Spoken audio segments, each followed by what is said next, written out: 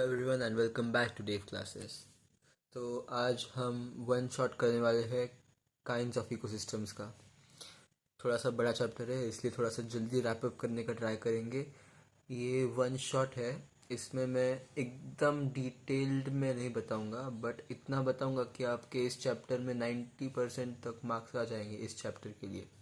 ठीक है, तो चलिए शुरू करते हैं। काइंड्स ऑफ इकोसिस्टम, मैं पेज खोल लेता हूँ। ओके, तो आ गए हम काइंड्स ऑफ इकोसिस्टम पे। चलिए, the earth is the only planet which is home to large variety of species of plants, animals and microorganisms. Biosphere is the part of our planet which has conditions appropriate to support life. Biosphere is a part of hydrosphere, atmosphere and lithosphere. ये तो पता होंगे ना आपको। Hydrosphere मतलब hydro मतलब water, ये याद रखना। हाइड्रो वाटर, एटमॉस मतलब हवा, ओके एयर, एंड लिथो मतलब रॉक्स। इतना याद रखना तो आपको पता चल जाएगा कि एयर, वाटर एंड रॉक, ज़मीन, जो हम बोलते हैं कि तीन चीज़ों से लाइक सब कुछ बना हुआ है, एयर वाटर एंड ज़मीन, तो वो है एटमॉस्फेयर, लिथोस्फीयर एंड हाइड्रोस्फीयर। ठीक है, तो ये सारा जो है ये इंट्रोडक्शन पैराग्राफ है, ये अपन नहीं पढ़ेंगे क्योंकि again this is a one shot, हमें जल्दी जल्दी सिलेबस कंप्लीट करना है। ओके, फिर हम आते हैं फॉरेस्ट पे। ये वैसे आप पढ़ सकते हैं, आपको नहीं पढ़ना होगा तो just it is just an introduction, तो आप इसको स्किप भी कर सकते हैं, ऐसा कुछ नेसेसरी नहीं है इसको पढ़ना। ओके, अभी अभी शायद अच्छे से दिख रहा होगा। ओके, सो अभी हम आएंगे फॉरेस्ट के ऊपर। Terrestrial ecosystems in their natural state are found in different types of forest, grassland. देखिए अभी ये फॉरेस्ट ना, इसमें आपको ये चीज़ें ना याद रखनी है। आपको ये वर्ड्स यूज़ करने हैं आपके आंसर्स में। कीवर्ड्स बता रहा हूँ मैं आपको, इससे टीचर से आपको कीवर्ड्स देखेंगी, और ये कीवर्ड जब आप लिखते हो ना एग्ज़ाम में, तब इनको लिखने के बाद इनको अंडरलाइन करना। उससे क्या होगा पता है क्या? उससे टीचर से वो कीवर्ड्स देखेंगी और उनको पता चल जाएगा कि बच्चा पढ़ के आया है। ठीक है, तो वो ज़्यादा पूरा आंसर पढ़ने का ट्राई नहीं करेंगी, वो डायरेक्ट मार्क्स दे देंगे आपको। तो फॉरेस्ट कौन से टाइप के होते हैं भैया? पहला है tropical rain forest. Tropical rain forest क्या होता है चलो जानते हैं। Tropical rain forest are the rain forest that occur in the areas of tropical rain forest climate in which there is no dry season. Tropical rain forest क्या होते हैं? जहाँ पे 12 महीने पानी होता है, मतलब वो कभी ड्राई नहीं होता वो फॉरेस्ट। उधर हमेशा वाटरफॉल कहता हूँ, रेनफॉल होता ही रहता है। ठीक है, बिकॉज वहाँ पे बहुत ट्री होते हैं। Tropical rainforest is hot, most biome found near Earth's equator. The world's largest tropical rainforests are in South America, Africa and Southeast Asia. ठीक है, तो यहाँ पे मैंने कुछ ऑलरेडी मार्क करके रखा है, ये गिव रीज़न है। चलिए पढ़ते हैं। The combination of constant warmth and abundant moisture makes the tropical rainforest of a suitable environment for many plants and animals. Tropical rainforests contain great biodiversity in the world. However, various human activities are causing threat to the tropical rainforest. The human activities include oil extraction. अभी ये give reason तो है ही, लेकिन अगर आपको पूछा कि harm क्या कर रहा है ट्रॉपिकल रेन फॉरेस्ट को, तो आपको क्या क्या रीज़न देने के हैं? ऑयल एक्सट्रैक्शन, डिफॉरेस्टेशन, ठीक है, माइनिंग, वॉर, सिलेक्टिव, ये सारी सिंपल चीज़। कैटल भाई ये तो सबसे सिंपल है, देखो क्या क्या कर लो। ऑयल एक्सट्रैक्शन कर लो, तेल निकालना ज़मीन से। डिफॉरेस्टेशन मतलब फॉरेस्ट लेयर को ख़त्म करना। माइनिंग मतलब क्या होता है? एक्सपेंसिव मेटल्स वगैरह वो एक्सट्रैक्ट करना, माइन करना, उससे निकालना, वो होता है। फिर वॉर होता है, सिलेक्टिव एग्रीकल्चर होता है, कैटल ग्रेजिंग होता है, industrialisation, pollution, hunting and poaching and construction. बहुत सिंपल है, आपको 3-4 कर लो सिर्फ। फिर climate. Tropical rain forest are defined by the fact that they are hot and wet. ये हॉट और वेट होते हैं। Typical types of tropical climates found near the equator where it is warm. These regions have rainfall year round with little no dry season. आपको बस इतना याद रखना है, ये लोग चीख चीख के चिल्ला रहे हैं कि ट्रॉपिकल रेन फॉरेस्ट में ड्राई सीजन नहीं होता है, लिटिल टू नन, मतलब यहाँ पे हमेशा मॉइस्चर रहता ही है, ये आपको रट के जाना है, ठीक है। फिर लोकेशन लोकेशन तो पूछता नहीं है। मैंने आपको पहले वीडियोस में बताया है कि यहाँ पे ना आपकी बुक के इधर इस पेज पे सिलेबस है क्लास 9 का। ये जो सिलेबस है ये आईसीएसई की काउंसिल ने प्रिस्क्राइब किया हुआ है। इसके बाहर क्वेश्चंस नहीं आते, मतलब आपके टीचर्स डाल सकते हैं स्कूल के, लेकिन जो बोर्ड के जो पेपर होता है उसमें इसी के अंदर से क्वेश्चन आते हैं। आईसीएसई का कैसा होता है, वो लोग खुद बुक्स नहीं बनाते, जैसे कि सीबीएसई बोर्ड है वो उनकी एनसीईआरटी की खुद की किताबें होती है। बट आईसीएसई सिर्फ सिलेबस प्रिस्क्राइब करता है और बुक्स के वेरियस पब्लिकेशन होते हैं। जैसे कि अभी ये जो बुक है ये है ओसवाल का, ठीक है। मेरे पास एक और है, ये क्लास 10th का बुक है, ये है मारिया पब्लिकेशंस का, मारिया पब्लिकेशंस लिमिटेड।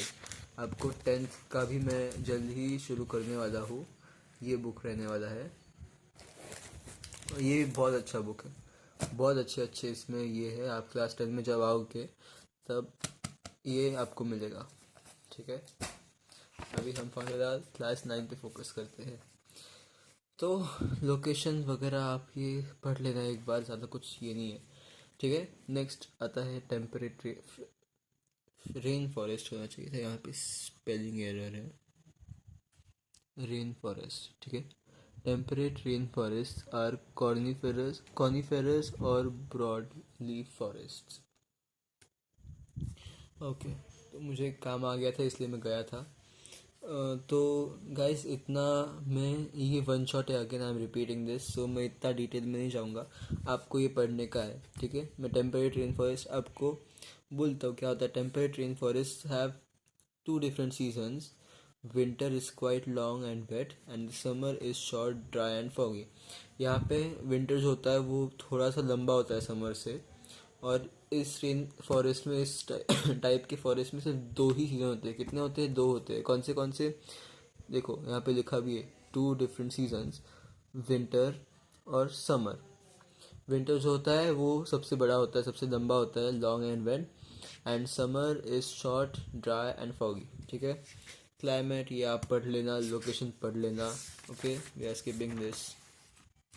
फिर फ्लोरा और फौना, ये थोड़ा सा इंपॉर्टेंट है, इस पे आप थोड़ा सा स्ट्रेस करना, फोकस देना, ठीक है। The undergrowth in temperate rain forest is lush, consisting mainly of mosses, lichens, and ferns. In the course of growth during spring, when the leaves have not wholly formed, there is a lot of light penetrating to the forest floor. This aspect allows the plant species to thrive on the ground, which explains why plant species that exist on the ground surface grow, flower, and produce fruits before late summer. There is huge diversity of life in the temperate rainforest biomes. ठीक है, frogs, turtles, insects, birds, spiders, and salamanders are just some of the animal species found here. We'll not get into the thick of things here. आप सिर्फ पढ़ लो, ठीक है। मैंने आपको basic idea दे दिया है। Again this is a one shot. फिर temperate deciduous forests. Temperate deciduous forests are located in the mid-latitude areas. Mid-latitude याद रखना है आपको, which is between polar regions and tropics. The deciduous forest regions are exposed to warm and cold air masses. Hence, this area has 4 seasons. अभी मैं आपको बताऊँ, अगर मैंने आपका क्वेश्चन पेपर सेट करना रहता ना, मैं 1 मार्क के लिए क्या सवाल पूछता, टेम्परेट डेसिडियस फॉरेस्ट और टेम्परेट रेन फॉरेस्ट, इनमें डिस्टिंग्विश करो based on the number of seasons and which seasons are there. ये मैं 2 मार्क के लिए डालता है, 1 मार्क नहीं 2 मार्क के ये क्वेश्चन डालता मैं। और उसमें आपको 4 पॉइंट लिखने हैं, मतलब 4 पॉइंट एक के नहीं, 2-2 पॉइंट लिखने हैं दोनों के। 2 मार्क का क्वेश्चन है तो 2 पॉइंट लिखने हैं। सो 2 पॉइंट टेम्परेट रेन फॉरेस्ट के और 2 point temperate deciduous rain forest के। तो क्या होते, पहला तो पॉइंट आप सीजन लिख सकते हो, दूसरा पॉइंट आप क्लाइमेट लिख सकते हो, सिंपल। यहाँ पे क्या थे, 2 सीज़न थे, समर और विंटर। यहाँ पे कितने सीज़न थे, अबे पढ़ना है हमें वो तो यहाँ पे 4 सीजन है, कौन से? Cold winters, hot wet summers, fall, और कौन सा है भाई, किधर गया? ऑल सीजन को, अरे 4 सीजन कौन से, यहाँ पे तो 3 ही है। हाँ, स्प्रिंग स्प्रिंग भी है। तो कौन से 4 सीजन है? Cold winters, hot wet summers, fall और स्प्रिंग। ये 4 आपको याद करने हैं, बस मार्क्स मिल जाएंगे। सिंपल चीज़ें, ज़्यादा दिमाग में लगाना है। क्लाइमेट, ये चैप्टर जो है ना बहुत लेंदी है, इसलिए हमें इसको ईजीली हम ना इसको कवर करेंगे। हम मतलब हम दोनों, मतलब जो अपन है, ये जो फैमिली है डे क्लासेस की, हम इसको ऐसे कंप्लीट करेंगे कि आपको क्वालिटी भी मिलेगी और आपका कुछ मिस आउट भी नहीं होगा। ठीक है, तो इसके बाद हम आएंगे लोकेशन के ऊपर। Eastern united states, Canada, Europe, China and Japan region. फिर फ्लोरा और fauna, popular vegetation of temperate deciduous forest, broad leaf, oaks, maples and beeches. Example 3 learn कर लो, बस हो जाएगा। फिर चौथा टाइप का है taiga forest, also known as boreal forest और स्नो फॉरेस्ट। अभी इससे नाम से ही पता चल रहा है, टाइगा मतलब स्नो फॉरेस्ट। आप याद कर लो, स्नो फॉरेस्ट, इसका पिक्चर यहाँ पे है। यहाँ पे क्या क्या होगा मैं आपको अभी बोल रहा हूँ। फर्न ट्रीज होंगी, ऐसी ट्रीज जो होती है ना, क्रिसमस ट्रीज जो होती है, देखो ऐसी ट्रीज होती है। तो यहाँ पे अगर बर्फ़ गिरती है ना, तो इससे स्लाइड हो जाती है उसके लीव्स के ऊपर से। तो ऐसी ट्रीज होती है, फर्न्स होते हैं। वो आएगा आपको आगे, मैं दिखाऊंगा अभी आपको। तो इसका ना, ये देखो आप, यार ये देखो यहाँ पे लिखा है, इस biome characterised by coniferous forest consisting mostly of pines. Pines आप याद कर लो, पाइन्स, और फिर ferns, spruces and larch. Taiga is the Russian word for forest and largest biome in the world. ठीक है भाई, क्या है टाइगा? Russian word. फिर लोकेशन द टाइगर फॉरेस्ट। अभी देखो, टाइगर वर्ड अगर रशिया से आया है तो रशिया में तो होना ही है। ठीक है, और कहाँ कहाँ होता है? America, Asia, Europe. फिर अलास्का, कनाडा, स्कैंडिनेविया। अच्छा, आपको पता है क्या एक बात, ये जो अलास्का है ना, ये अलास्का पहले रशिया का पार्ट हुआ करता था। रशिया ने ये यूनाइटेड स्टेट्स को बेचा है। ये ज़मीन एक्चुअल में ऐसे कंट्रीज़ ने खरीदी बेची है अलास्का की। Alaska is a big island, मतलब अपन कह सकते हो वो आइलैंड है। छोड़ो, हम ज्योग्राफी नहीं पढ़ रहे, हम क्या पढ़ रहे हैं, हम एनवायरमेंटल साइंस पढ़ रहे हैं, तो इस पे आ जाते हैं वापस। Flora and fauna. Since the climate of taiga biome is extremely cold, there are only few varieties of plants. Coniferous trees with cones are the most dominant tree species in this biome. There are 4 dominant kinds of conifers here: evergreen, spruce, pine, and tamarack and fir. भाई इतने अजीब नाम किसने रखे इसके? Evergreen, spruce, pine, टैमरैक and फर। मैंने फिर बोल दिया था क्या पहले? फिर नहीं है, ये फर है। Okay. Under specific conditions, broadleaf trees like aspen and birch have developed ability to endure the harsh conditions in this biome. The cold temperatures limit the number of animal species that can survive in the tiger biome throughout the year. Okay, ये आप ना paragraph पढ़ लो, इतना मैं detail नहीं बताऊंगा आपको। ठीक है, फिर हम ख़त्म हो गया। देखो फॉरेस्ट ख़त्म भी हो गया, कवर कर लिया हमने फॉरेस्ट। देखो फॉरेस्ट हो गया।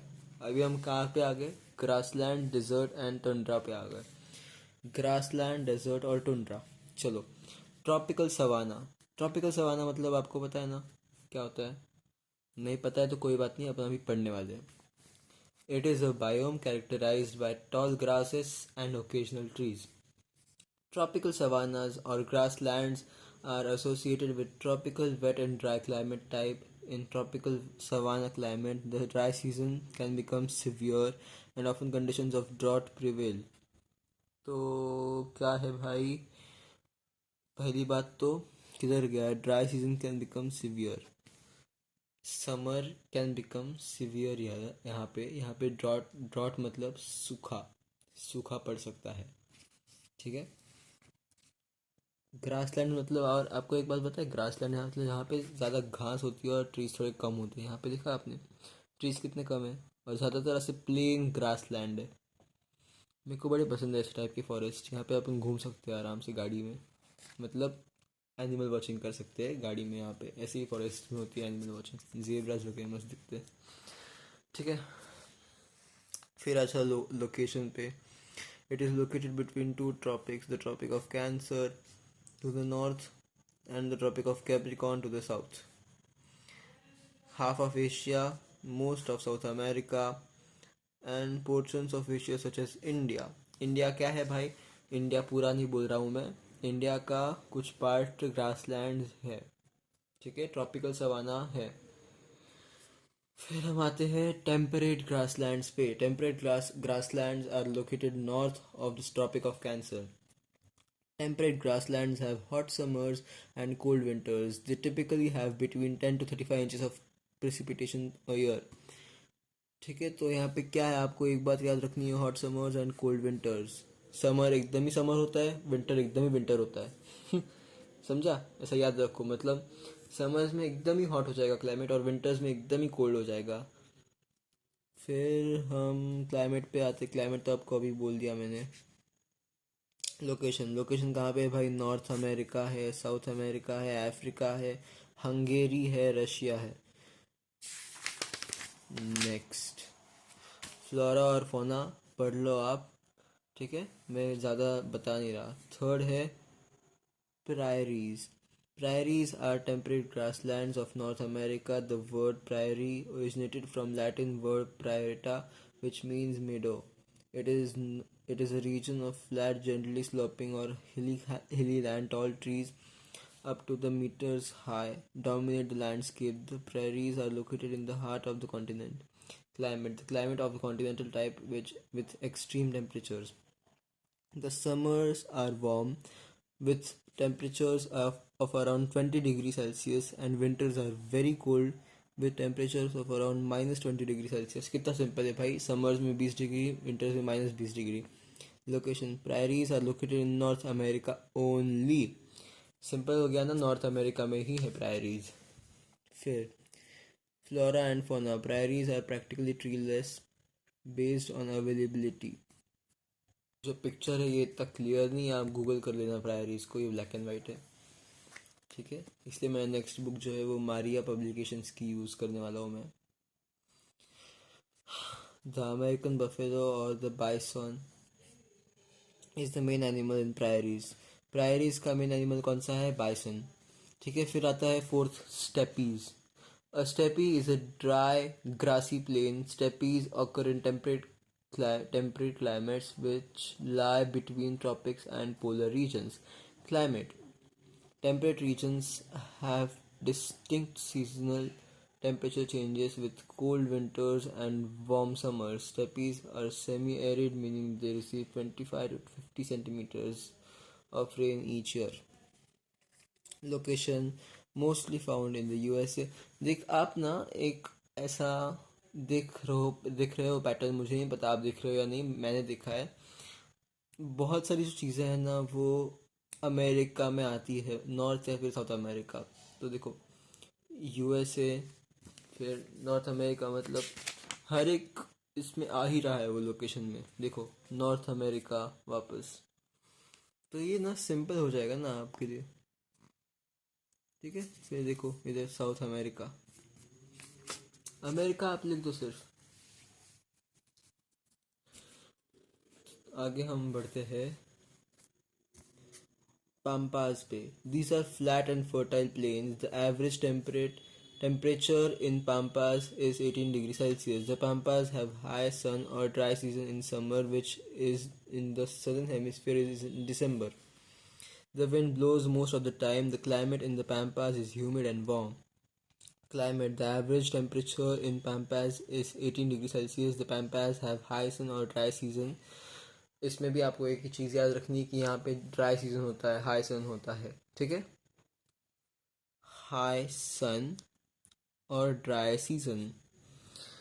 which in the southern hemisphere is in December. The wind blows most of the time. The climate in the Pampas is humid and warm. Location: these forests range from the Atlantic Ocean to the Andes Mountains. It is found primarily in Argentina and extends into यूरोग्वे, ये country है।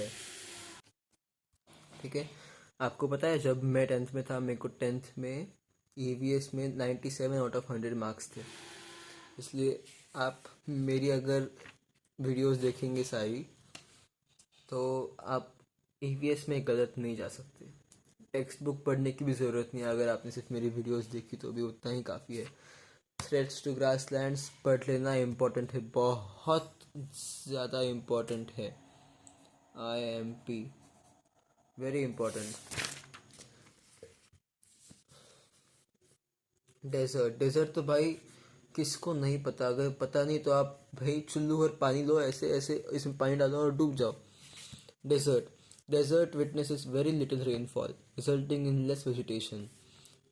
In more humid areas of globe, deserts are areas of land that are arid or dry and get less than 10 inches of rain per year.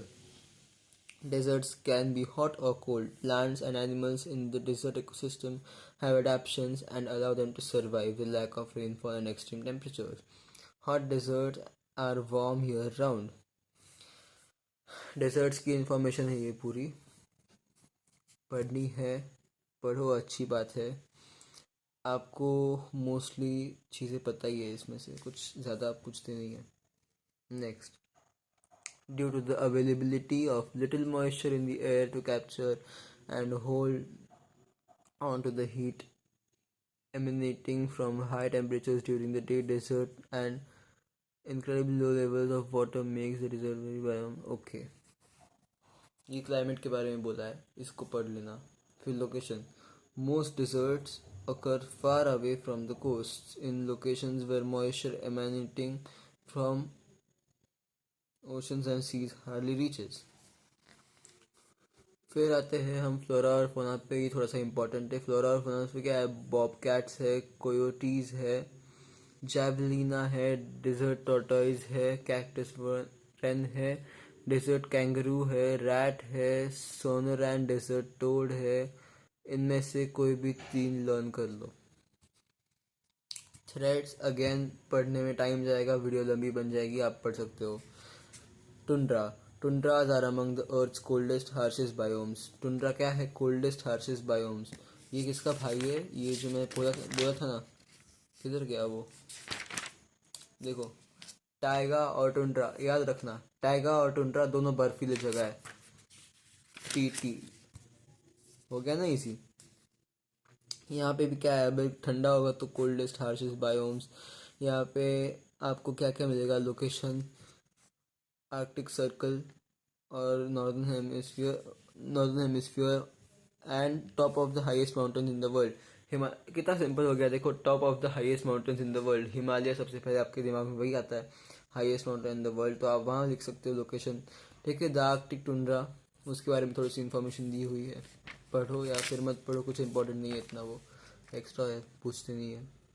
ठीक है। Climate tundra का कैसा होता है? थोड़ा सा ऐसे पढ़ के जाओ, ज़्यादा डिटेल में पढ़ने की बिल्कुल ज़रूरत नहीं है, मैं खुद कह रहा हूँ, मत पढ़ो। फिर फ्लोरा और fauna: common plants in found in tundra biome are reindeer, moss, crowberry, heath, liverwort, tussock grass. Example रट लो। थ्रेड्स, मैं वापस बोल रहा हूँ, पढ़ लो, इम्पोर्टेंट है। थ्रेड्स आते हैं, थ्रेड्स आते हैं, थ्रेड्स आते हैं, पढ़ लो। 4 मार्क का क्वेश्चन आएगा, ये इसमें से 4 पॉइंट्स आपको बताने पड़ेंगे, किसके भी थ्रेड्स सारे एकदम अच्छे से कर लो। ठीक है। फिर आता है फ्रेश वाटर इकोसिस्टम। मैं सोच रहा हूँ फ्रेश वाटर इकोसिस्टम ना, इसका मैं पार्ट 2 बना लूँ। क्या करें? क्या किया जाए, बोलो? करे या फिर पार्ट 2 बनाए? चलो इसमें ही कर लेते हैं, 1 शॉट हो जाएगा, 1 शॉट बोला ही है आपको, तो कर देते हैं। Lake ecosystem. ठीक है, लेक इकोसिस्टम पढ़ लो आप, इतना एक पैराग्राफ ही है, आपके ऊपर छोड़ रहा हूँ मैं, पॉज करके पढ़ लो। फिर पॉन्ड इकोसिस्टम। ठीक है। मार्शेस क्या होते हैं? मार्शेस ना ऐसे आपको एकदम सिंपल में बोल दूँ, एक बड़े बड़े ग्रासलैंड होते हैं जहाँ पे एक्स्ट्रा जब बारिश होती है ना तब ऐसे कीचड़, गीला कीचड़ पता है ना आपको, उसमें कैसे अपन मार्शी होता है वो ऐसे, उसमें अपन फंस जाते हैं कभी कभी, तो उसको मार्शेस बोलते हैं। एकदम प्लेन ग्रासलैंड जहाँ पे बहुत सारा कीचड़ आ गया है, ठीक है। फिर स्वॉम्प्स, पढ़ लेना, ठीक है, इंपॉर्टेंट है। थ्रेट्स, वापस मैं बोल रहा हूँ, थ्रेट्स टू रिवर्स क्या है? Construction of large dam, threats to rivers है deforestation and loss of natural habitats including wetlands. ठीक है, ये सारे थ्रेट्स पढ़ लो, कुछ मुझे इंपॉर्टेंट नहीं लगे, ये यहाँ पे भी थ्रेट्स है, ठीक है। फिर मरीन इकोसिस्टम, मरीन इकोसिस्टम क्या है भाई? High salt content. Marine ecosystem मतलब ओशन सीज, ओशन और सी में क्या होता है? खारा पानी होता है, खारा पानी मतलब high salt content, simple. History, यहाँ पे कितने टाइप के हिस्ट्री है, कोरल लीफ है, ओके, दो टाइप के है, एक है हिस्ट्री, दूसरा है कोरल रीफ्स। पढ़ लेना, आपका एग्जाम है, आपको काम आएगा, ठीक है। फिर आता है ocean ecosystem. The ocean is divided up into three zones, euphotic zone, dysphotic zone and aphotic zone. Screenshot लेना है, स्क्रीनशॉट ले लो, पढ़ना है पढ़ लो पॉज करके वीडियोस, ठीक है। एक सेकेंड, मुझे एक कॉल आ गया था, वो अटेंड करना पड़ा। कहाँ थे हम? मैंने ये तीन टाइप के इकोसिस्टम आपको बोले थे ना ओशन के, ठीक है। Threads to ocean ecosystem. फिर आता है पोलर इकोसिस्टम्स, आर्कटिक रीजन। बच्चों ये ना बहुत सिंपल है, आप इसको पढ़ लेना, ठीक है। ये ज़्यादा कुछ इंपॉर्टेंट नहीं रखता आपको, मैं जो स्टार्टिंग का बोला है लेसन का वही इंपॉर्टेंट है। हिमालय, ट्रांस हिमालयन रीजन और हिमालयन रीजन, इतना आप सिर्फ इसको एक अच्छा सा रीडिंग दे देना इतने पार्ट को, बस हो जाएगा, ठीक है। फिर क्या, ख़त्म। देखो नया लेसन आ गया, वाटर, ख़त्म कर दिया अपन ने तो, ठीक है।